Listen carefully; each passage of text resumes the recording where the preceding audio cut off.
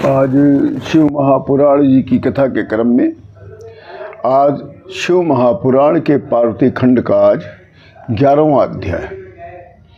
इस अध्याय का नाम है शिव जी से हिमालय की वार्ता।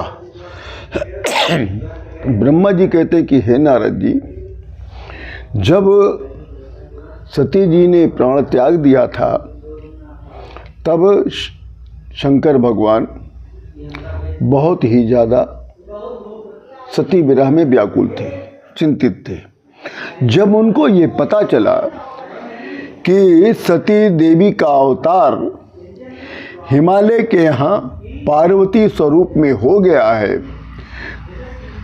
तब ये जानकर शंकर भगवान अत्यंत प्रसन्न हो गए और तत्क्षण उनके मन में तपस्या करने का विचार आ गया।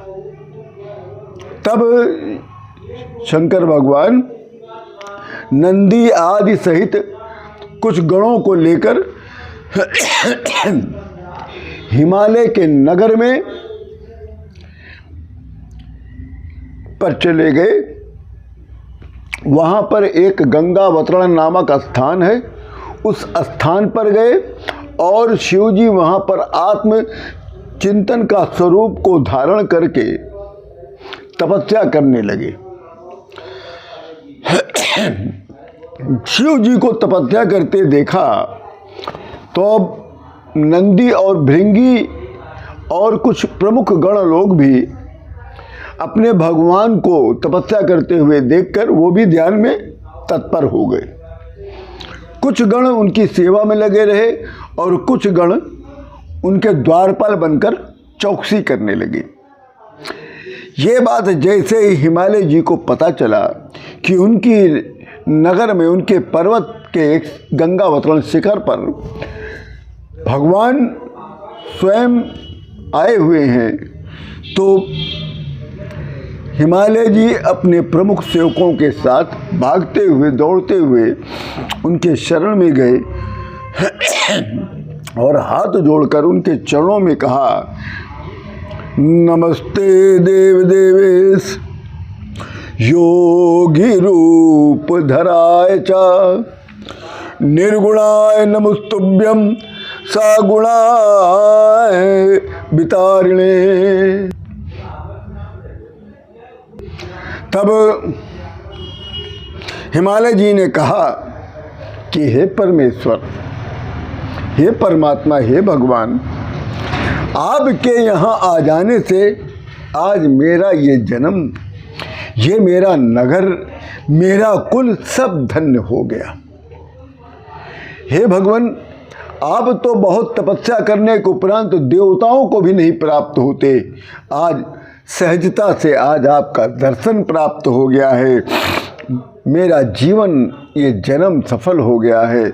मेरे लायक कोई भी आज्ञा हो तो प्रदान करिए, मैं आपकी हर प्रकार की सेवा करता रहूँगा। तब शिव जी कहते हैं कि हे गिरिराज हिमालय जी, मैं यहाँ पर तपस्या करने आया हूँ।